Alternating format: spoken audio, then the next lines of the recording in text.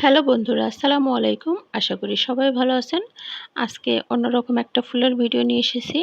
আশা করি ফুলটি আপনাদের কাছে ভালো লাগবে। ফুলের নামটা আমি জানি না। আপনাদের জানা থাকলে কমেন্ট বক্সে জানাতে পারেন আমাকে। তো খুব সিম্পলভাবে আমি এঁকে দেখানোর চেষ্টা করতেছি। তো মাঝখানে আমি প্রথমে একটু গোল দিয়ে নিলাম। এবার চারপাশ দিয়ে এটার পাপড়ি দিয়ে নিচ্ছি। সবগুলো পাপড়ি যে একই রকম হবে তেমন না। আমি একটু একটা পাপড়ি এক রকম করে দিয়ে নিচ্ছি। এবার ফুলের পাপড়িগুলো আঁকা শেষে আমি কয়েকটা ফুলের সাইড দিয়ে আবার কিছুটা এঁকে নিচ্ছি। অনেক সময় থাকে না, কিছু পাপড়ি একটু বাঁকা হয়ে থাকে, কিছু একটু অ্যাঙ্গেল হয়ে থাকে। তো সেজন্য এরকমভাবে একটু ডিজাইন করে দিচ্ছি যেন লুকটা অন্যরকম আসে। এবার ফুলের মধ্যে আমি পাতা দিয়ে নিচ্ছি। খুবই সিম্পল আজকের ভিডিওটা, মানে ফুলটা কিন্তু এটা কিন্তু আঁকলে অনেক গর্জিয়াস একটা লুক আসে।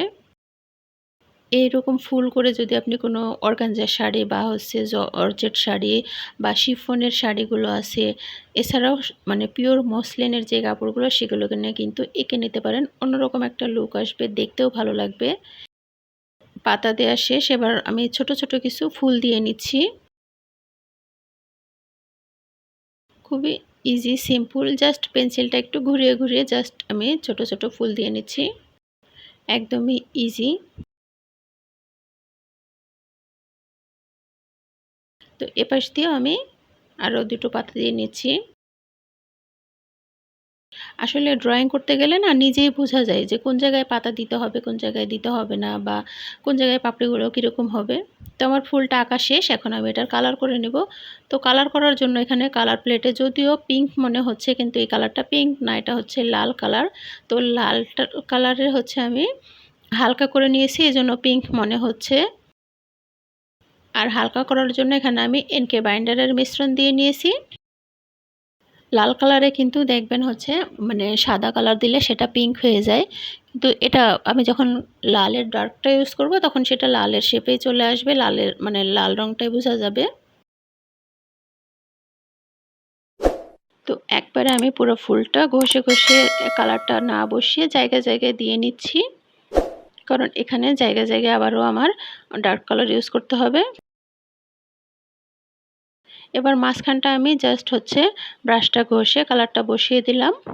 এবার ওই প্লেটের মধ্যেই আমি একটু সবুজ রং দিয়েছি আর একটু হচ্ছে হলুদ রং দিয়েছি, দিয়ে আমি পাতার কালারটা করে নিচ্ছি। তো এই পাতার কালারগুলো আমি একঘেয়ে মানে সবুজ কালারটা না করে একটু অন্যরকম কালার করার চেষ্টা করেছি। কোথাও সবুজের পরিমাণ পাতাতে বেশি দিয়েছি, কোথাও হলুদের পরিমাণ বেশি দিয়েছি, আবার কোথাও লাল কালারটা দিয়েছি। এভাবে আমি 3টা রঙের মিশ্রণে এই পাতার কালারগুলো নিয়ে এসেছি।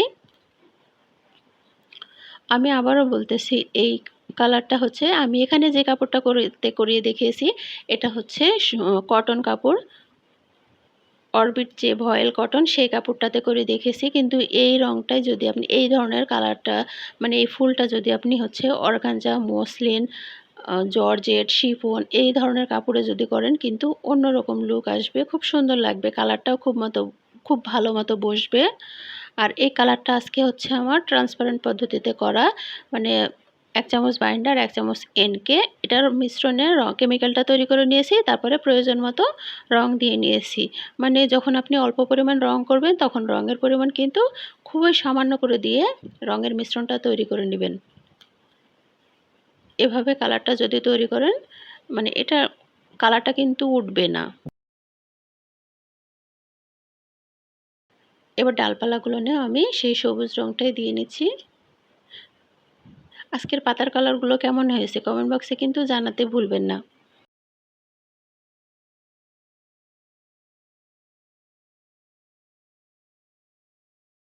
এভাবে আস্তে আস্তে একদম তুলির মাথা দিয়ে ছোট ছোট চিকন চিকন আমি এখানে ডালপালাগুলো দিয়ে নিচ্ছি।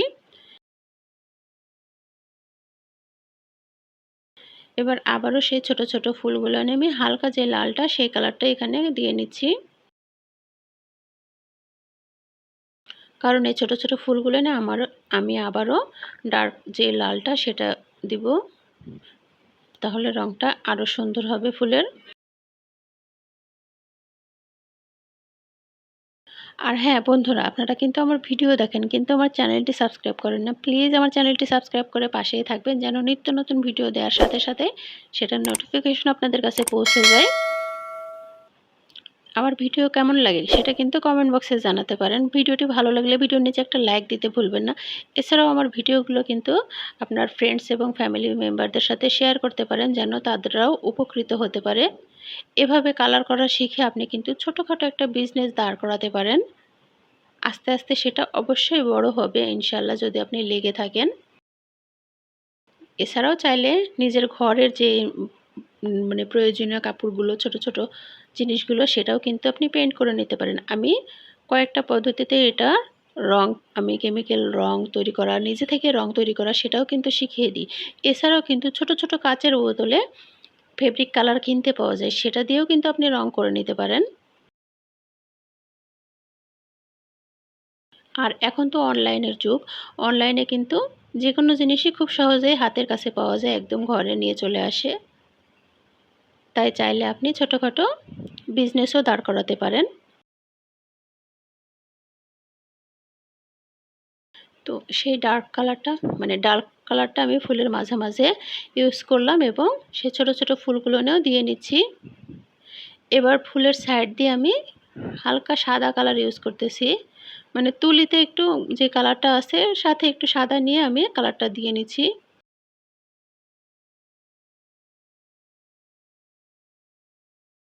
সাইডের যে একটু একটু বাঁকা করে আমি অ্যাঙ্গেল রেখেছিলাম সেটা, তো এখানে সাদাটা ফুটতেছিল না, তাই আমি আবারও একটু লাল কালারটা দিয়ে নিলাম। এবার মাঝখানে আমি হলুদ রং দিয়ে ছোট ছোট ফোঁটা দিয়ে নিচ্ছি। ম্যাক্সিমাম ফুলের মাঝখানে দেখবেন মানে যে ফুলের রেণুটা হয় সেটা কিন্তু একটু হলুদ কালার হয়, তাই আমি এখানে হলুদ কালার দিয়ে এটা দিয়ে নিচ্ছি। এবার যে পাতাটাতে আজকে আমি লাল রং ইউজ করেছি। আমি প্রথমে হচ্ছে হলুদ কালার দিয়ে দেখলাম কিন্তু হলুদ কালার ফুটতেছে না, তাই আমি এখানে লাল কালারটা দিয়ে পাতার শিরা উপশিরাগুলো দিয়ে নিচ্ছি।